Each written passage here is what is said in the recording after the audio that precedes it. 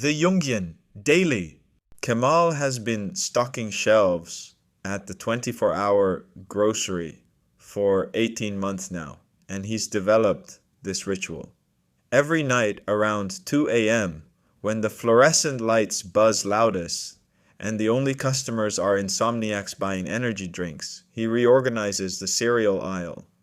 Not because it needs it, corporate sends specific planograms for everything. He does it because those 47 minutes of moving boxes lets his mind wander to places it can't go during the day.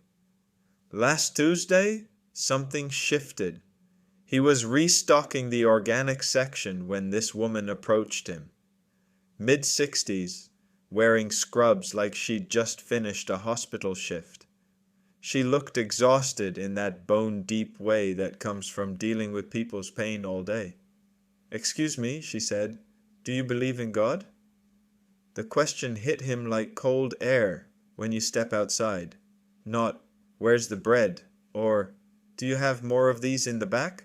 Just this raw 2 a.m. vulnerability hanging between them under the harsh lights.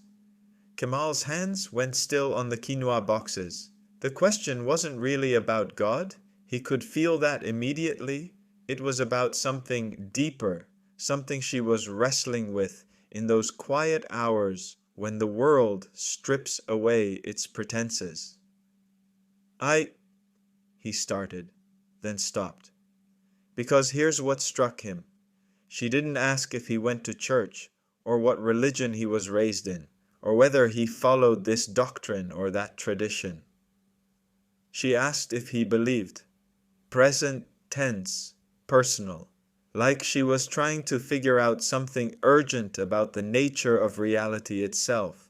The fluorescent light above them flickered, casting shadows that danced across her tired face.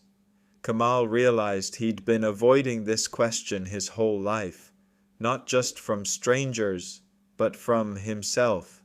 He'd inherited his grandmother's prayer beads, his father's skepticism, his mother's quiet Sunday rituals.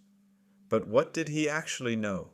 What did he experience as true, not just accept as given? "I think," he said slowly, feeling his way through the words like walking in darkness. "There's a difference between believing and knowing, and most of the time, I'm not sure which one matters more." She nodded, and something in her shoulders relaxed. "That's the most honest answer I've heard in weeks." After she left with her late-night shopping, chamomile tea, frozen vegetables, the practical purchases of someone trying to take care of herself, Kemal couldn't shake the encounter. He kept thinking about Jung's old BBC interview, the one his philosophy professor had shown them years ago. Jung talking about how belief and knowledge occupy different territories in the human experience. The rest of his shift, he found himself paying attention to moments he usually overlooked. The way dawn light gradually replaced the artificial brightness.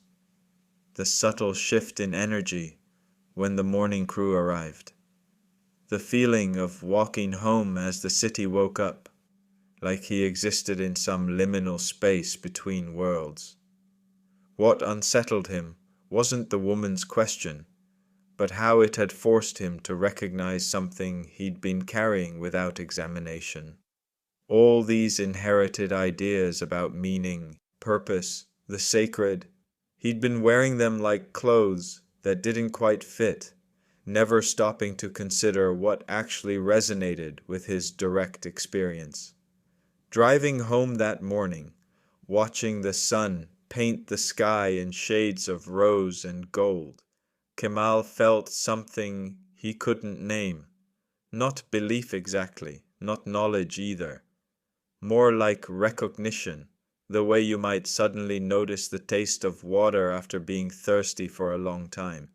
He's been thinking about it ever since, not trying to solve anything or reach some grand conclusion, but paying attention to what feels authentic versus what feels inherited. The difference between what he's been told to experience and what he actually does experience. It's messy work, this sorting through the layers of received wisdom to find what genuinely speaks to you. But maybe that's exactly what makes it real. Maybe the most honest spiritual position isn't certainty in either direction, but this willingness to stay present with the questions themselves. Some nights now, when he's alone in that fluorescent lit cathedral of consumer goods, Kamal finds himself grateful for that stranger's courage to ask what really mattered, not for answers, but for permission to not know, and to keep paying attention anyway.